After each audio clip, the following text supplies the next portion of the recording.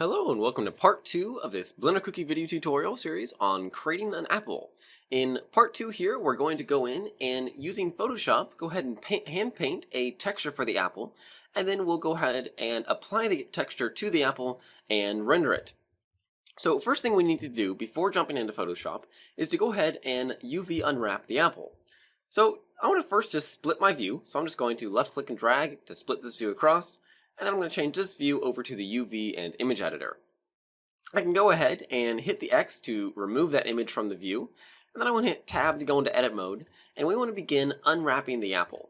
Well, the way that we're going to do this is doing a couple things. First off, on the stem will be very simple to unwrap, and we're just simply going to Alt-right click to select a loop all the way up along the edge. Let's deselect this bit right in here by middle click and dragging. And then let's go ahead and unwrap or select this loop as well, and we're going to hit Control E and mark seam. Now we're actually going to do one thing, just to help prevent as many seams as possible. We're going to go ahead and select this edge and hit Control E and clear seam to go ahead and remove that. So now if we hit L to select the whole stem and hit U and unwrap, you'll see exactly how it's unwrapping. So it unwraps very, very nice and evenly. Okay, well, let's go ahead and do the next part. And the top here, the way we're going to do this is let's select each one of these seams right through here, just Alt-right clicking on each of them. And then from the front view, we're going to go and hit middle, or go into wireframe mode and then hit B and middle click and drag and deselect all of these vertices. And then we're going to go ahead and deselect these ones as well. And then around the bottom, we also want to deselect those furthest four. And then let's also deselect these ones right here. So what this leaves us with is basically a small seam right through here, here, here, here, and then through these. So we'll hit Control E and mark seam. And then we're going to go ahead and select two of these full ones on each side, just like this. And then deselect the middle there again. And then Control E and mark that seam. And so what will start to happen is this will then just unfold in two equal halves, and then these little slices here will allow it to kind of splay out and give us a much cleaner unwrap. And you'll see what I mean here in a second. But let's go ahead and unwrap the bottom. So here on the bottom part, we're going to go ahead and bring this around. I want to select each one of these loops, and we're going to hit Control E and mark that seam. We can go ahead and switch into edge mode by hitting Control Tab and choosing edge, and then we'll go ahead and extend these seams down to that point, so Control E and mark seam. And then what I want to do is let's go ahead and just hit A twice to select everything, and then U and unwrap. And this will start to show what we're getting. So first off, we can see that the bottom leaves are right there. We've got each end of the apple, our stem, and then the bottom piece here. Well, to go ahead and see what this is looking like, to see if we have any distortion or anything like that, let's just hit New to add in a new image and choose UV Test Grid, and then we're going to change the width to 2048. So this way we'll have a 2:1 ratio. And let's go and hit U and unwrap again. And then if we hit in the 3D viewport and enable the Texture Solid option underneath the shading, we'll be able to see that image applied to our apple. If we hit Shift Space, we can just maximize this viewport. And looking at this, excuse me, we can see that there's next to no distortion, except for just in a couple little areas right here and right here. So let's go ahead and take a look at these areas. And so if we just go into, say, face mode, we can select the areas around those parts that are distorted and take a look at what's going on. And we can see maybe they're being distorted because of this seam. So let's go ahead and just tone down this seam a little bit by removing those two, select everything, and U and unwrap again. And we can see that it's still being distorted, so we'll just undo that. And let's see maybe what we can do to better improve that. And looking at it, let's first go into edit mode, and in vertex mode, let's select everything, make sure we don't have any duplicate vertices or anything, which we don't. We can check our modifiers, everything is good to go. And so I'm not actually sure what exactly is causing that stretching. But we can go ahead and keep looking at it. So we can see that it's happening right about here. And if we just move this through, which if we would change the view to update automatically, which it is, I just happened to grab the wrong vertex, you can kind of move this around and start to see how it's being affected. So what we can do is just move it just a little bit until it becomes less distorted right about, well, let's see, let's go ahead and hit T or N to bring up the properties panel here. And let's just enable the stretch option. And we can see that it's being stretched the most along those points. This is much like a weight paint view where the dark blue is no stretching and then red is the highest level of stretching. So then the values in between, this kind of light teal, shows just a little bit of stretch. So what we want to do is, what may happen is that we may find a cleaner unwrap with less stretching if we were to go ahead and switch these two around. So let's just deselect deselect these points right in here and right in here. And then we'll go ahead and hit Control E and clear the seam. And so this leaves us with the same kind of split seams we had going on. And let's go ahead and select these two edges and these two edges, deselecting the center vertices there and the center vertices here, and Control E and mark seam. Now we select everything, U, and unwrap. We can see maybe that we're getting a little less distortion along those lines. You know, there's still a little bit there, but not too much of a problem. So we'll go ahead and leave that. Although we could go ahead and clear these parts of the seam and then unwrap and just move that distortion down just a little bit where you're already going to see some distortion in the apple, and so we can better hide that effect. And so with this, with everything unwrapped, let's first just go and hit N again to disable the stretching.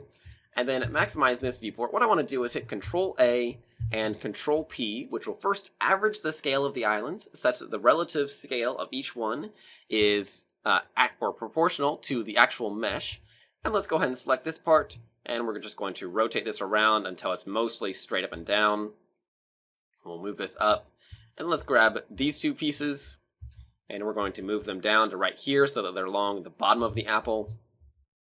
And then we'll put the stem first rotated and then put it right in the top in the middle. And we can select everything again and hit Control P. Oops, actually I want to undo that. Instead, we're just going to select everything. Make sure that we're not touching any borders. We're just going to scale it down just the littlest bit. Okay, and then just moving that. We're now ready to go ahead and export the UV layout. So from the UV's menu, just go to Export UV Layout. And then we want to go ahead and we're just going to use a EPS, and then let's just save this out as apple_uvs.eps. Okay, so now I just want to switch over to Photoshop here. And what we're going to do is first just open that image up, and ignoring all my tests that I've got there, I'll open this up. We can see we're going to rasterize the generic EPS format, and all these are fine, and so we can just press OK. Now, first thing that you'll notice is that it comes in with all of the faces as just gray. Well, we don't really want this, so let's just go ahead and go to Select, Color Range, just click on the gray, click OK, and then just hit Delete, and that will remove all the gray, leaving us with just the wireframe outline. We can go ahead and name this layer as UVs. Let's go ahead and save our file by hitting Control-Shift-S, and we'll name this apple_color. And we're going to go ahead, oops, I want to go ahead and save this as a PSD first. Save it, and yes, we'll go ahead and replace the previous one. Okay. And now the way that we're going to do this is we're going to mostly hand paint everything, but we're just going to begin basically layering textures up on top of each other. So first, let's go ahead and open another image, and this will be the apple image that we originally used right here that allows us to really kind of see how the apple is comprised, you know, the coloring in and whatnot. I'm going to hit F a couple of times just to change my window view, just so I can kind of move this one over just to get a good kind of preview of the colors in it. I'll go ahead and toggle some of these down because we don't really need them, but we can bring the layers panel out. So we'll just save some space here. Okay, so what we're looking for in here is to work with this coloring to kind of get this kind of almost like splotchy effect. You know, most apples are not actually perfectly red. The most red are the Red Delicious ones. But we're working with, this actually looks to be either a Gala or a Fuji or some other kind of apple like that. And so we want to get this nice yellowing and orange and red coloring in here. So the way we're going to do this is we're first going to add in a new layer here. And I am drawing with a tablet, so it's a little easier to do this, but you can definitely do it with a mouse as well. We're first going to add in a new layer beneath the UVs, and we're going to go ahead and name this, and we'll just say yellow. And let's just hit Shift Delete to fill it with a color. If we double click on here, then we can go ahead and sample a new color. And what I want to sample is one of these colors right in here, the kind of the yellowish, right about something like that. We can maybe add in a little extra yellow, just about like there, okay? And then we'll go ahead and click OK. And then this will be just basically our base color. Now I'm going to add in a new color, or a new layer, and we'll go ahead and call this just orange. And what we want to do now is, using our brush, we're going to sample in a nice kind of orange color here, this one here, and then for the other color slot, which we can hit X to flip them around, we'll go ahead and get a bit more of a burnt orange, about like that. So this gives us the two different orange colors. And what I'm going to do is then just start painting in using my brush tool to kind of add in some color. I'm just going to layer a whole bunch. But in order to keep from getting just the default or just kind of a splotchy effect, what I want to do is modify my brush. Now I've already done it, so let me just point out what I've done. First off, I'm using the brush presets, which you can find here, of the dry media brushes. And then I've chosen this kind of triangle brush here. On this, I've increased the spacing to about 25% so that it's not just right on top of each other. So about 25% there. And then under the shape dynamics, you also notice that I've locked each one of these options so that if I change my brush, these effects still stay. I've increased the size jitter to make the minimum, or to add some, 10% or 11% jitter, which is then controlled by the pin pressure. I've also adjusted the angle jitter such that, the triangles are not always applied at the same angle. I've also increased the roundness so that some of them get squashed and distorted a little bit. Then under the other dynamics, I've increased the opacity jitter just a little bit so I get some faint, just some variation in the amount of opacity that's applied. And then smoothing is applied by default. So these are the ones that I'm working with first. And I'm working at a fairly low opacity, and using a fairly large brush size, I'm just going to kind of start drawing in like this. So you'll notice that, I've got full pressure sensitivity, so as I come in real lightly, get in fuller, I get a larger size, and we're just going to basically paint over everything. And using this triangle brush, which, if you remember, is being rotated around with every stroke due to the dynamics on it, allows me to get kind of a, just a textured feel to it rather than the just solid feeling that we might otherwise get with the same amount of strokes using just a round brush. And I want to be sure to lift my stroke up every now and then so that I can begin layering things, so I'm not just filling in a solid layer. And I'm just going to keep doing this, but I want to be sure to leave some of the yellow showing through, because basically what we're going to do is keep layering different colors showing more and more through with each layer, such that first we'll have just a little bit of yellow showing through, then we'll have this light orange, then there'll be darker orange where it's layered on top of each other, and then on top of that we'll have the red. Now something to note is that we're not going to be worried about the seams yet that we'll get with the UV mask, because we're going to be doing this using projection painting in Blender to fix the seams very easily. So with just this side basically complete, I'm just going to go ahead and do the same thing on this side. Remember, I'm doing lots of different strokes so that I can layer on top of each other. Just something about like this. I don't have to be real particular with it. If you need to move your view around, you can just hold down space and that will shortcut to your hand tool. And remember, this can, of course, always be done in GIMP or Pixelmator or any other app of choice. I just choose to use Photoshop since I'm working on the Windows side. If I were on the Mac side, which is what I'll be doing a lot in the coming months, because I'll actually be in Finland for a little while working remotely, I would generally be using Pixelmator, which is a fairly cheap little application that's similar to Photoshop. That's an absolute pleasure to use, and unfortunately it's Mac only, but again, very, very nice to use. GIMP is, of course, another option. Personally, I just am not a big fan of it because I'm too used to Photoshop, although I definitely recognize that GIMP is very, very powerful. But since I'm just using basic painting tools, this can really be done in pretty much any app that you wish. If we toggle off the wireframe view, you can kind of see what we're getting. So let's go and add in a new layer, and we'll just call this Orange 2. I'm very, very creative in my naming, but just something to give us a reference. And I'm just going to swap over to my other orange color and add in just, a few splotches here and there. I'm not doing a whole lot. Remember, I'm still painting at a pretty low opacity. And we're going to stay with a pretty low opacity this entire time. This extra orange will just give us a little more variation.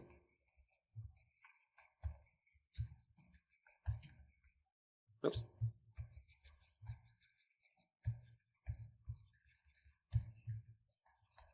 Okay, now let's go ahead and add in a red layer. So we'll just name this red.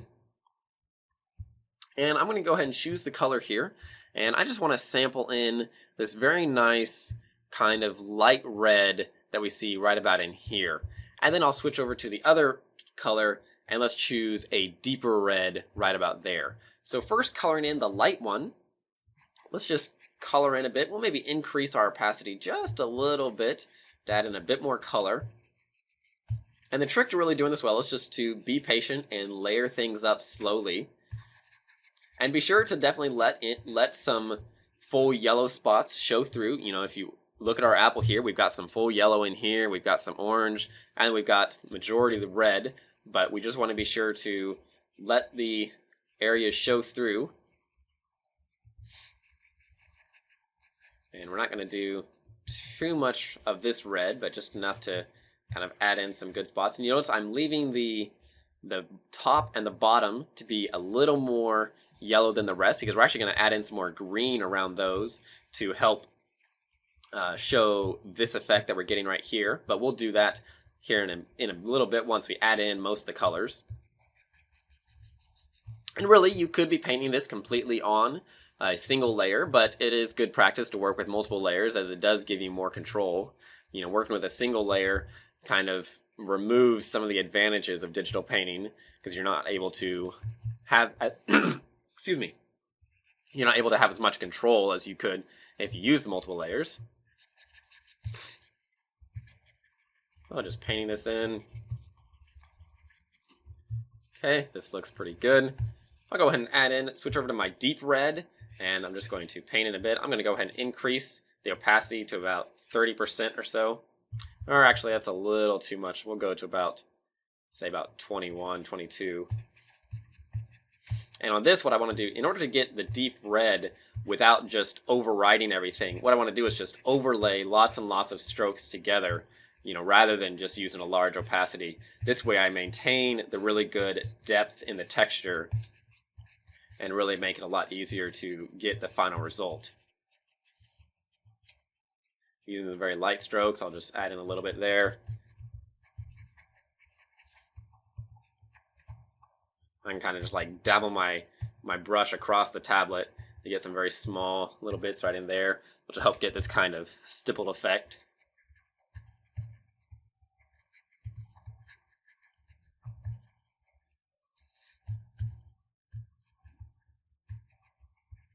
I'm just going to keep doing this, and this is kind of repetitive, but I don't really want to time lapse it just because I want to keep doing little things here and there. And so when you time lapse, it's very easy to miss out some of those. But if you're getting bored at any point, you can probably zip ahead just a few minutes without missing too much. So I'll be sure to really add in some nice deep reds in a few places by just layering stroke after stroke. But you notice that, on the apple, very few places have just solid colors. It's all just layers and layers of textures.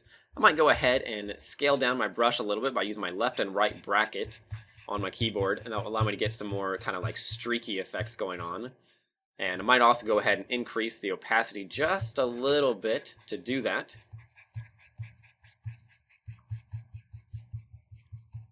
As you can see how that's kind of working.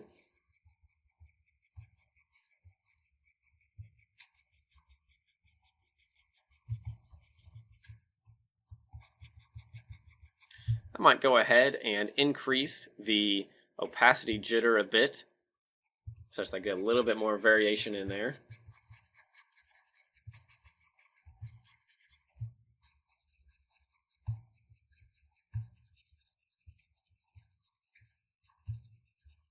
Now I'm just going to texture this one side, and then I will pause the recording while I do the other side.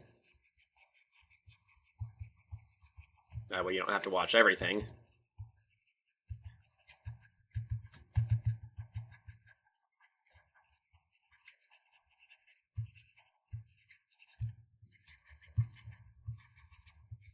And something to note on apples is that generally one side is much more red than the other, since it's the side that receives the most sunlight.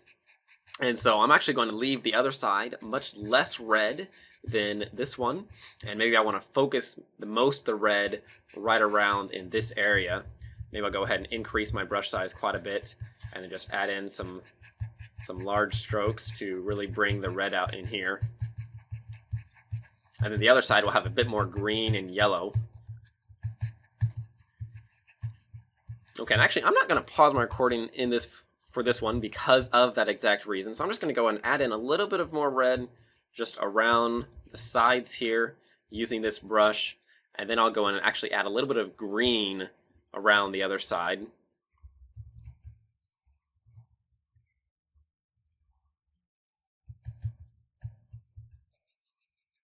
I want to be sure that none of that triangle pattern shows up in my texture by just painting over things.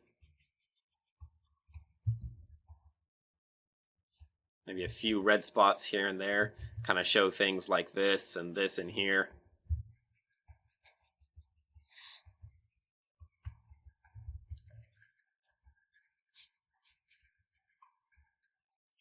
I'm going to increase my brush size just a little bit, paint in this area. And then I'm going to go ahead and choose from my apple here. I'm going to go ahead and grab a nice kind of greenish brown, like you can see right in here. And we'll go ahead and paint in a bit more in here. And around the other, that'll show, when you mix these two together, you can start to see some really nice tones coming through there. And you notice I'm kind of putting these in the spots between the red. So it's like this is turning into the red color. I added in a good bit of this tone around the tip and the base. Scale my brush down a little bit and work with smaller sizes there. Do the same thing over here.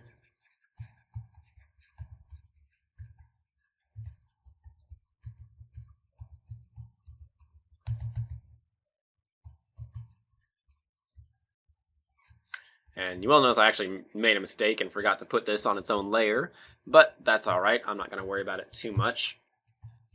And then what I'm going to go ahead and do at this point now is I'm going to grab my smudge brush, and using a texture on it, I'm just going to apply, say, how about something like this ought to work all right.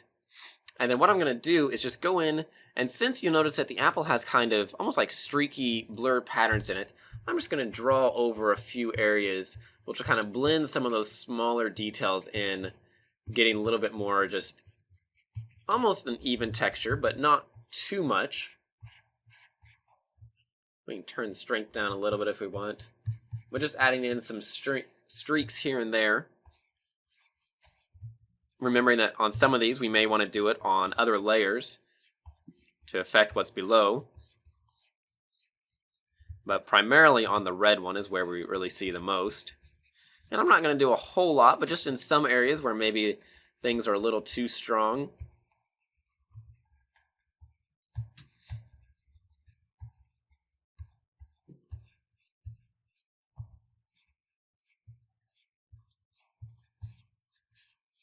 It's fairly subtle, but it works out well. Okay, before we go any further, what I want to go ahead and do is let's take this apple texture, let's go ahead and save it, and then let's just hit Control-Shift-S and let's save a PNG version of it, apple_color. And then we're going to go ahead and load it into Blender just to start seeing what we're getting. So bringing this up, switch back over to Blender. And what I want to do is we're just going to go to Image and Open. And underneath the apple, we're going to pull in this one right here. Whoops.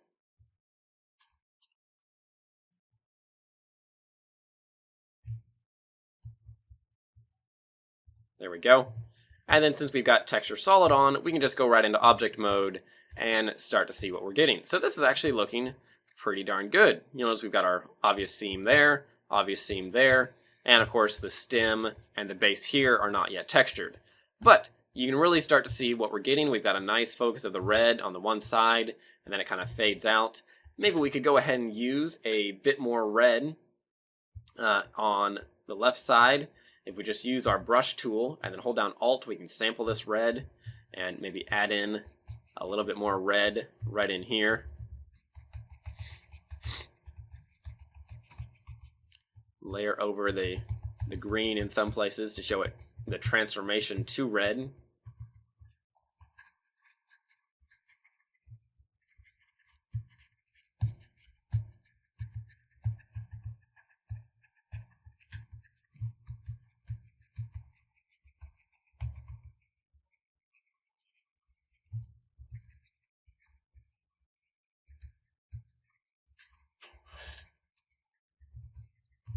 I'm going to lower my opacity and add in a fair bit right in here.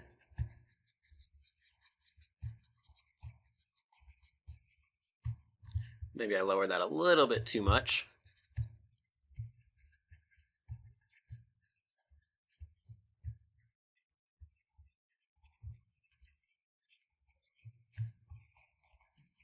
Okay, now what I'm going to do is I'm going to go and add in a new layer.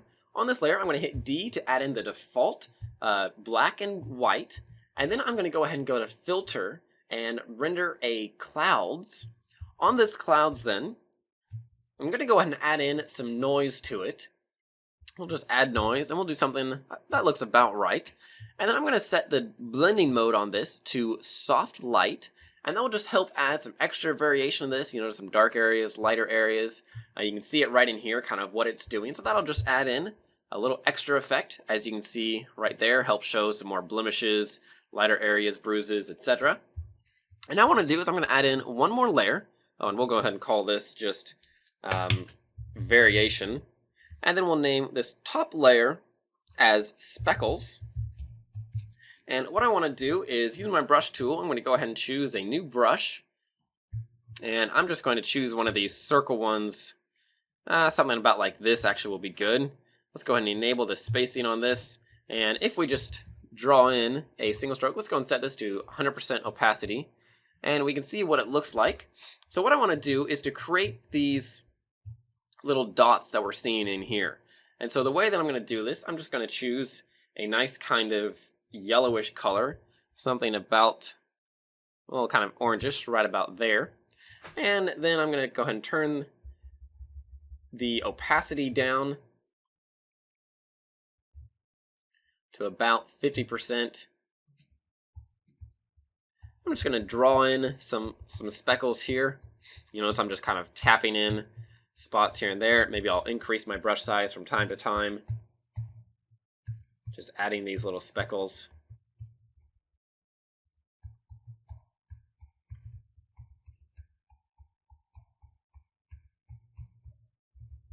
Decrease my brush size. I remember you can add in larger ones sometimes if you increase your pressure sensitivity. Okay, there we go. That'll add in a good number of speckles. Now on some of these you'll notice they have little dark spots at the center, and so I'm going to grab this same color, but then I'm going to make it a lot darker, something about like that. And then I'm going to go in with an even harder opacity, about 80%, and in the center of some of these, just add in a little dot, just about like that. And on some of these I might just go ahead and zoom in so I can see it a bit better. Put it right there in the center.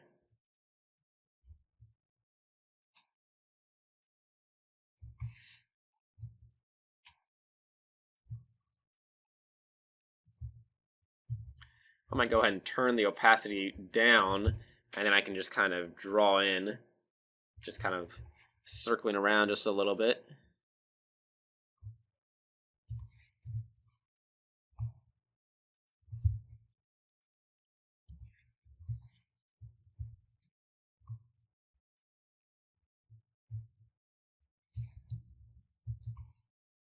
There we go. That looks pretty good. Let's go ahead and save this again. And now what I want to do is along the top here, I want to add in this nice amount of green that's kind of showing up through there. So what I'm going to do on this is using my brush tool, and I'm going to go back to the triangle brush, as I really like that one. I'm going to go ahead and choose a nice green. Let's get rid of our brush, and actually let's just cancel that, and then we'll just, holding down Alt, we can sample this area right in here, and then maybe we'll sample a lighter version there, and then using a very small brush size, we're going to go ahead and add on one more layer, and this will be just top green. And then we're just going to draw in some strokes like this using the fairly high opacity.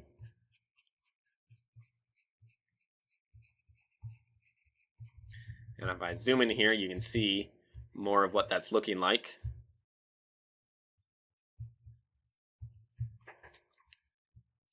And since I've got pressure sensitivity on, I can do this pretty easily, and I don't want the layer guide there. If I switch to the darker one, I can add in a bit more variation, which maybe on those ones I want to tone down the opacity a good bit, make it a little more subtle. And then what I'll do is I'll also go ahead and smudge these in a bit to blend them. So I'm going to use my smudge brush, which I can't remember the hotkey for it, but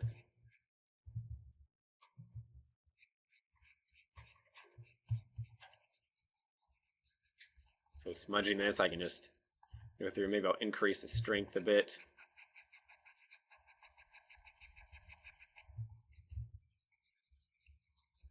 Just helps soften up some of those strokes there.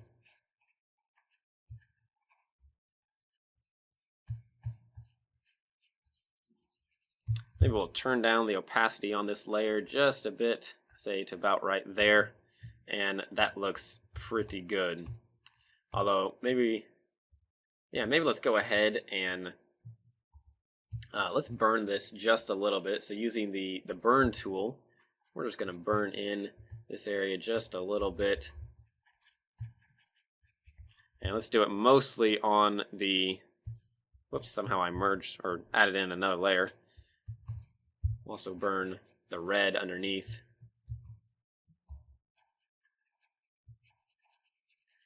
Just make these a little bit darker. We'll do the same thing on the bottom then.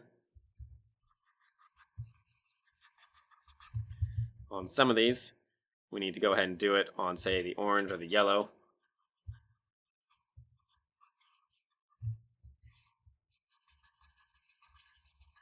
I'm going to go back to my brush tool and add in on our top green.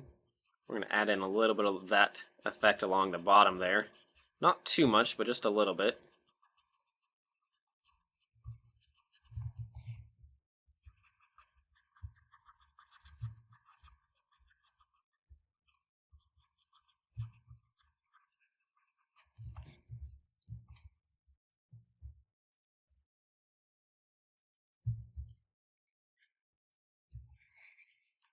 Okay, now you can see it's looking pretty good. Let's go ahead and save this, and let's go ahead and load it back up in Blender. In Blender, what you can do is just hit Alt-R over the UV image editor, and that will load it up, although I forgot to save the PNG, so hitting Control-Shift-S, save out the PNG, replace it, click OK, and then Alt-R on this side. There we go. Ah, there we go. That's starting to look really good. Particularly like these little speckles and such show up really well. That green looks really good, so we need to go ahead and copy that over to the other side. And what I'm going to do, just to make this real quick, is I'm just going to copy this side right here. So hitting M to drag and marquee selection, I'll just hit Alt and then left click and drag and just position this right over here on the top, showing my UV layer. Then I can zoom in and then just position that fairly roughly.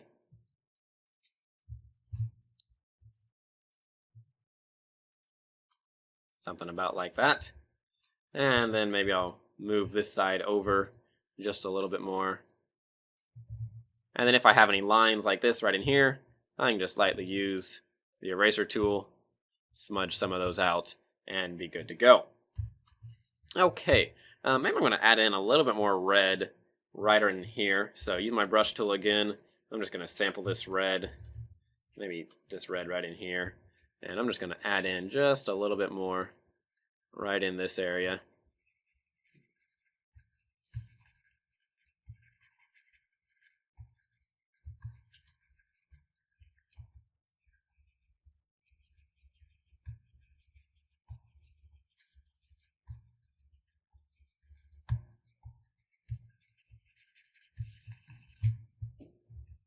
Whoops, cancel. I'm used to Control W to save in Blender. Okay, there we go. So now what I want to do is let's just go in and paint the stalks and then the bottom, and then we'll be ready to go ahead and do it in Blender. So hitting F, I can switch through the window modes, and I'm going to grab to this one, use my brush tool. I'm going to sample in this nice green about there, and then sample in the kind of brownish there, so use my two colors, and then I'll switch back over to this side, hit F, and F again. This way I can just move my entire canvas around. And using the brown, I'm going to go ahead and add in a new layer right up top, and this will be the stem. And I'm just going to draw through here first with a fairly high opacity, just to kind of get my color down. Something about like this. And then I'll draw over again in some spots, darkening it up.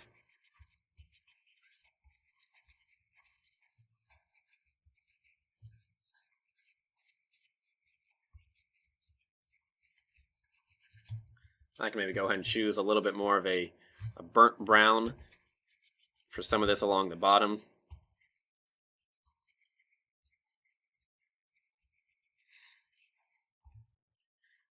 Maybe along the tip here. Then I'll switch over to the green, add in some nice green along the stalk.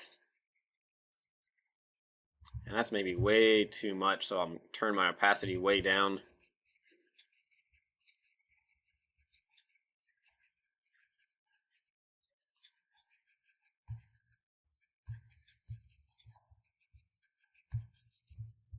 Turn off the wireframe, I can kind of see a bit more of what I'm getting. Switch back to the brown.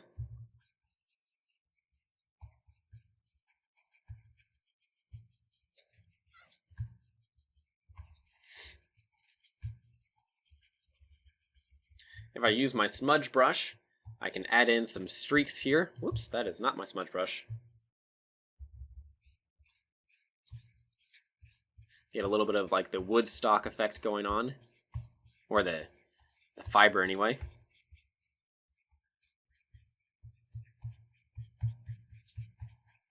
And I'm going to use my burn tool and just burn in this ridge right in here, right around the base. Burn in the center of the tip a bit. I might use my dodge tool to lighten up the ridge along here.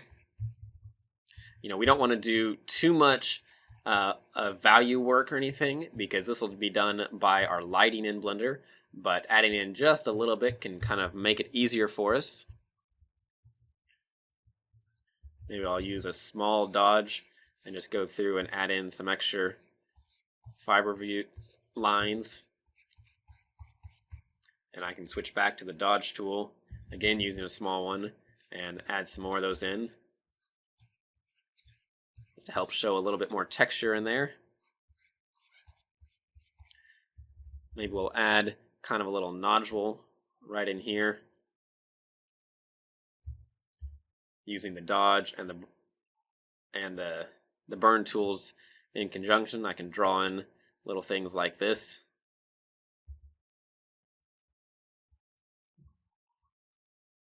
Be almost like a little knot in the stem.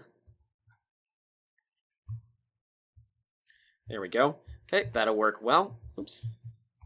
Now what I want to do is do the bottom piece, and the bottom is going to be much the same thing. Let me pull in another reference and you can kind of see what it'll look like. So it's going to look something kind of like this. We want it mostly green with some brown tips kind of fading in from the other colors that we're working with. And so first on this part, using my brush, I'm just going to draw this in using a high opacity, draw that in, and then I'll add in the green. That's maybe a little too much green. Turn the opacity way down, something about like that. Maybe add in some more brown around it. So again, I'm just using X to swap between my colors, and that'll work out pretty well. Let's do the same thing on this piece here. So I'm doing all the brown, and then I'll do the green on top of it to show the kind of fade between the two. So I'm going to use a smaller brush on my green, so just use my left bracket. I can bring that right down. Add this in, just about like that. And then I might go ahead and use my dodge tool, which will help kind of lighten that green up to get a little bit more of a whitish green. Which maybe we'll just go ahead and choose, get a nice light green like this for our brush. Add in a bit of that. I'll show it around the edges a little bit.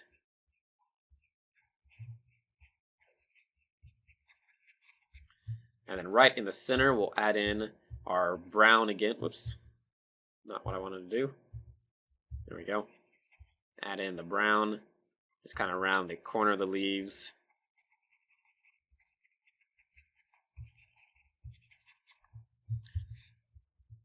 And there we go. That ought to work well. So let's go ahead and save this, and then we'll save out our PNG again and see what we're getting.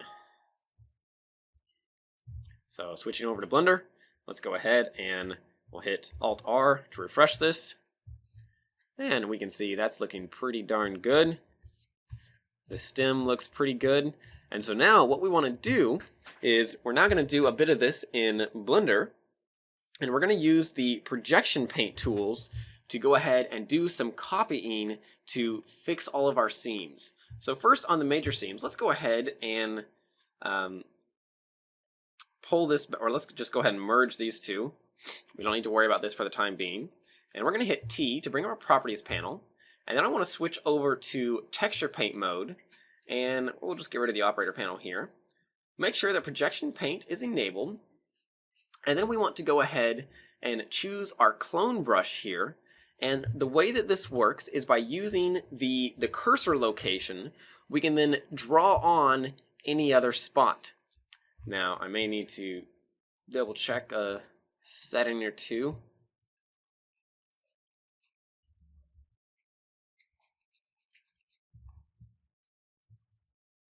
Take our strength all the way up. Okay, here we go. So now with the stencil layer enabled, we're going to go ahead and use our strength at a fairly high value there. And we can just say, if we want to just paste in right along here to fix this seam, we'll just Control left click to position the cursor while in texture paint mode, and then just draw over this section. And what you want to be sure to do in order to avoid making seams really obvious or blurring out detail is to use a pretty high strength and to be sure that you basically paste on all of the detail in that spot, or else you're going to get, just very blurry details. And so we want to be sure not to make things too obvious, but what we're doing is just very easily going through and painting out our seams. And so I'm just continuously Control left clicking and then painting over those areas just a little bit at a time to pull out these seams. Maybe we'll add in a little bit there. I can take a little bit of this right there. Whoops. You'll notice I'm catching a little bit of that seam right there. I'll just back my cursor up just a little bit, and that starts to look pretty good. You can use a smaller brush size and paint through right here. I can go ahead and increase my strength size by hitting Control F or Shift F to draw that up. And so this is a very easy way to kind of fix seams on your texture, because it's very hard to paint your texture perfectly where you won't have any seams. In fact, it's close enough to impossible that I don't even worry about it.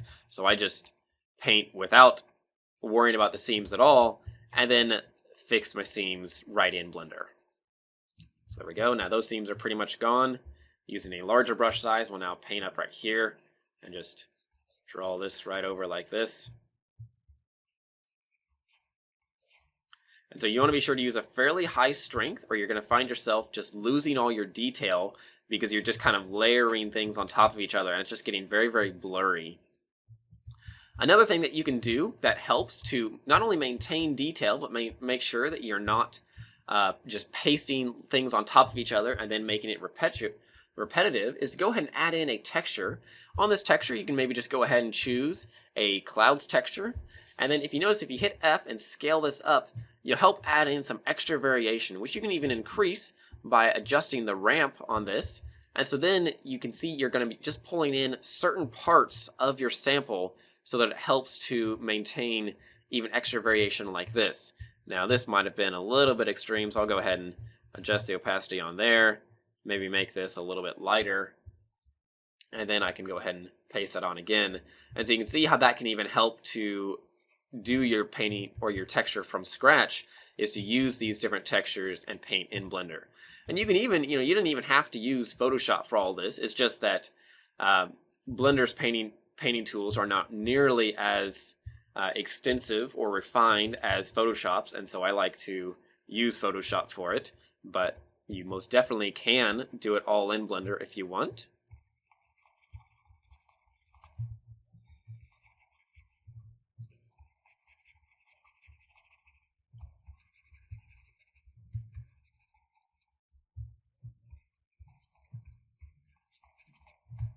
So this is a very creative use for the 3D cursor, for the developers that developed the painting application, the painting tools in Blender. I think is a prime example of how the 3D cursor can be used very, very well. Here I might go ahead and add in. I'm just going to switch over to my regular brush tool, and then I'm just going to sample this green by just right-clicking on it. Maybe something about more like that. And using that same cloud texture right here, I'm just going to, using a very light strength, so hitting Shift F, I'm just going to paint in a little extra right around here to help kind of show that effect, that I was kind of covering up a little too much.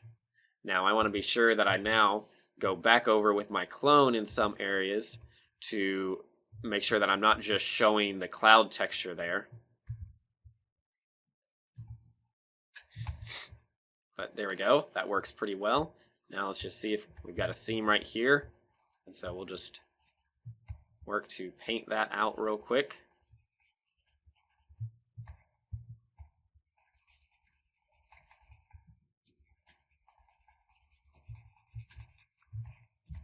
Got a little bit of one right there.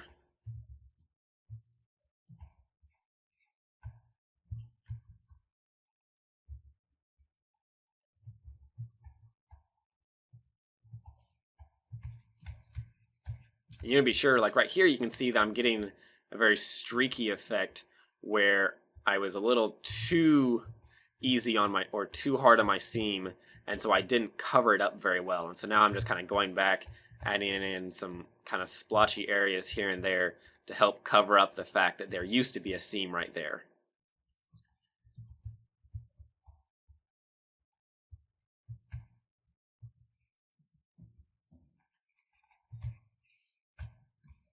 See if I've got any more. I kind of like this, and so I'm just going to make this a little bit more pronounced by adding in, or just sampling it a couple of times and adding in a bit more Maybe I'll grab a little bit from over here.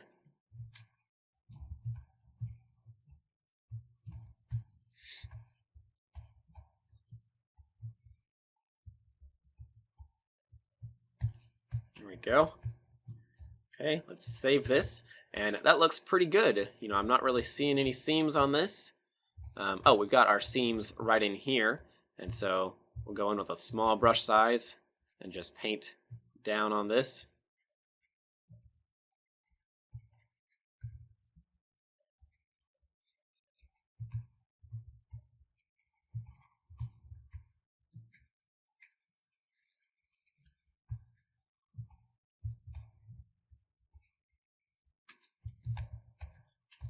There we go. That removes that seam. Then we can see our seam along the top here.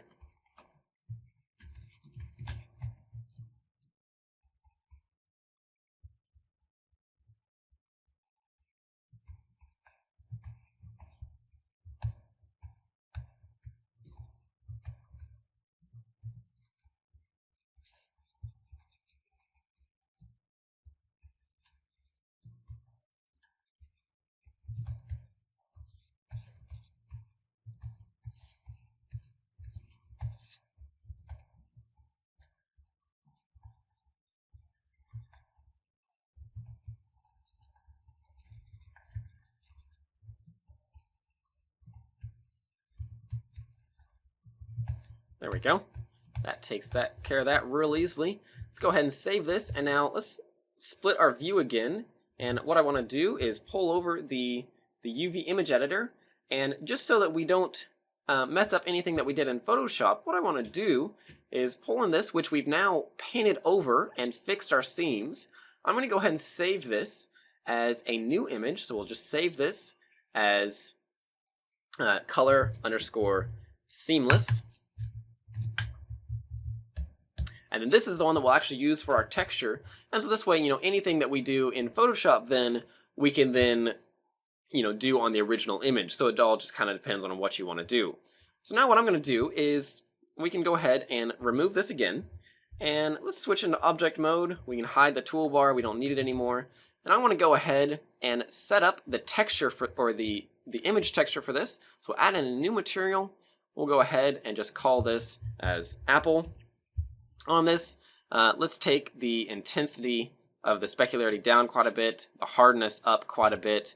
Let's go and add in a new image texture. We'll just remove this texture, add a new one, disable the brush option for it. New texture and image. Scroll down, find the image, open it, and we want this one here. And we want to go ahead and map this to the UVs. And then we want to just be sure that it affects the color. So let's set up a simple rendering environment after I turn off my background images here. There we go. So I'm going to grab my camera here. I'm just going to hit G and middle click to scroll in towards the camera. Something about like that. I'm going to save my file. On the lamp, I'm going to grab this and I'm going to just add in a area lamp. So I'll just create this as an area. I'm then going to rotate it around something about like this. And then let's just render this real quick to see what we get. And obviously we can see that the area lamp is way too powerful. And so let's take this down to say maybe 0.25, render that. And that starts to look fairly good. It's maybe a little too powerful still. So let's go ahead and take this down to say 0.1 and render that. That starts to look pretty good. Let's enable our ambient occlusion and environment lighting. Environment lighting I'm going to take down to about 0.25. And let's change the ambient occlusion over to multiply. That way this starts to get some nice dark areas right in here. That looks pretty good. And we're starting to get a really nice looking apple. But something that I would like to see, one, is I'd like to see a little bump map on this. So let's go ahead and switch over to Photoshop. And I'm just going to open up, we'll first save this. And we can go ahead and close it. We'll close that one. And no, I don't want to save that. And we're just going to open a new image. And we're going to open the seamless one that we did, which we can find right there. And now I'm going to convert this into a simple bump map. The way I'm going to do this is go to Image and Adjustments and Black and White.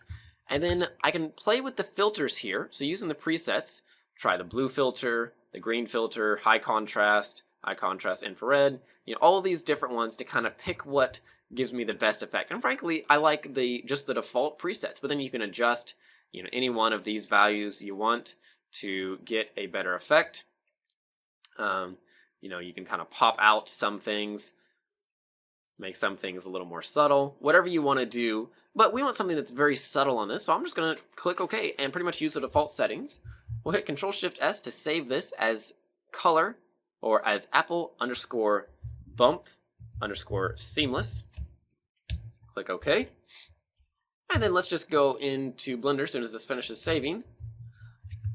Excuse me. And circle here, which we'll go ahead and rename as Apple. Let's add in a second texture. And clearly, oh, there we go. Yeah. Texture. We'll add in a second texture as an image. Load in that bump map there. And we're going to turn off the diffuse. And then enable the geometry normal. Maybe put it about 0.1. Now if we show both here, we also want to then change the mapping to the UV coordinates. And let's render that. And so now you can see we've got some nice subtle bump texture on there. Maybe we can go ahead and increase that to say maybe 0.25 and render that. So that starts to look really good. We start to get a little more effect there. But I'd still like a little bit more still. So let's go ahead and add in a third texture. On this, we're just going to use the default clouds with a size of 0.5, a depth of 6, and then on the ramp shader, let's go ahead and just make this nice and subtle by removing the opacity and making this a kind of a 50% gray or so. On this one, we'll make this a fairly subtle gray, just kind of lightening things up. And then let's go down. Excuse me, I'm just recovering from being sick for a little while.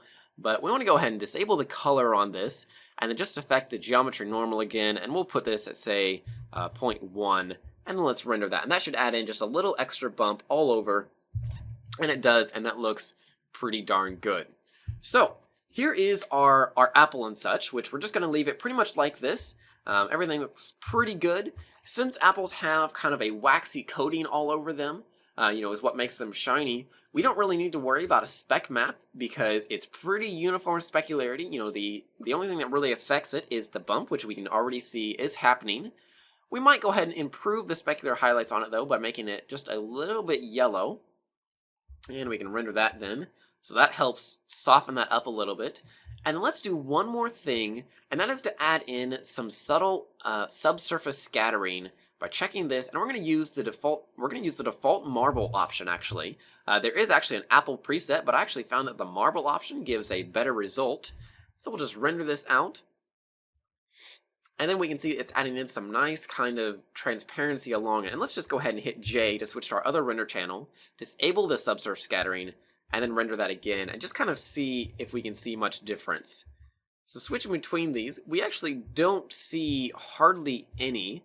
Let's go ahead and change this over. Let's just try out the apple one and see what it looks like. And you can see that, maybe this is quite a bit too strong. Comparing them between the two, we lose a lot of detail and it doesn't look quite as good. So I'm just going to go ahead and use the marble one. I kind of like that. Let's maybe increase the scale to about 0.25. That will add in a little extra SSS. We can change this to a slight tan color, and then we'll render that.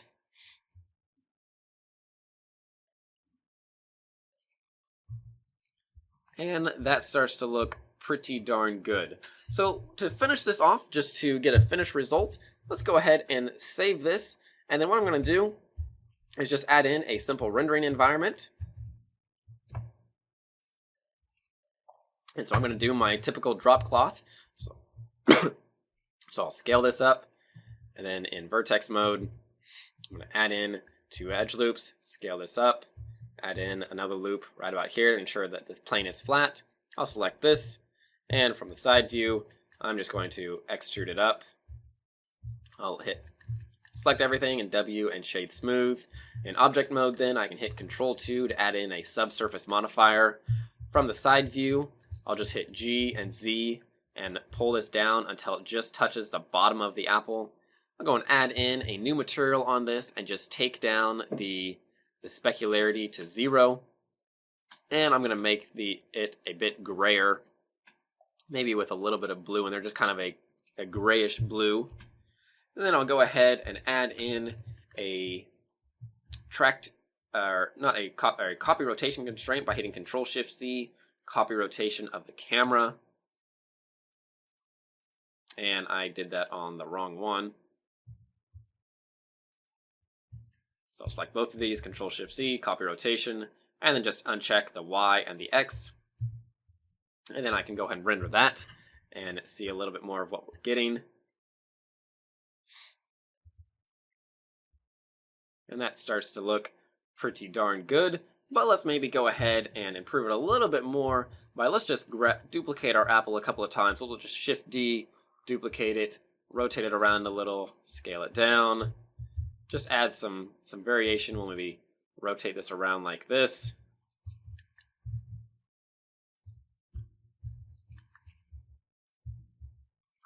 Make sure we're not intersecting.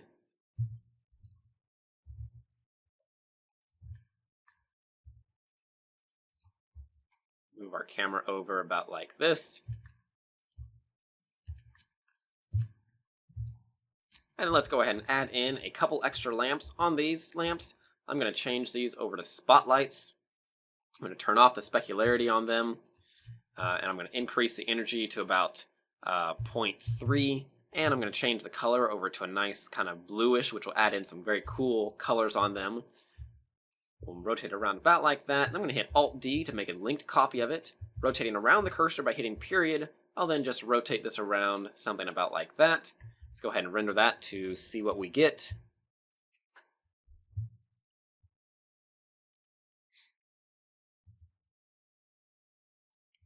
And that's looking pretty darn good. For a quick texturing exercise, something we can go ahead and do to remove some of that noise in there. On the ray trace, let's just take the samples up to 8. Let's go ahead and rotate our area lamp around just a little bit to about like that. And then let's just let's just go ahead and render that.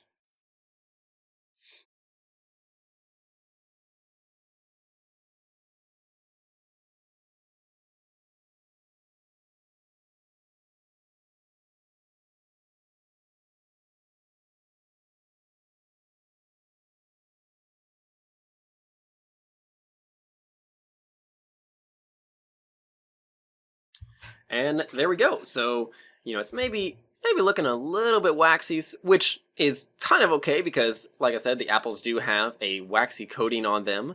But you could adjust this as you wanted. Maybe we'll just real quick just take the specular highlights down just a little bit, and that will kind of fix that. But I won't worry about rendering it for this. So there we go. In just a tiny bit over an hour, we fully textured pretty nicely from scratch, just using hand painting an apple in Photoshop and Blender 2.5.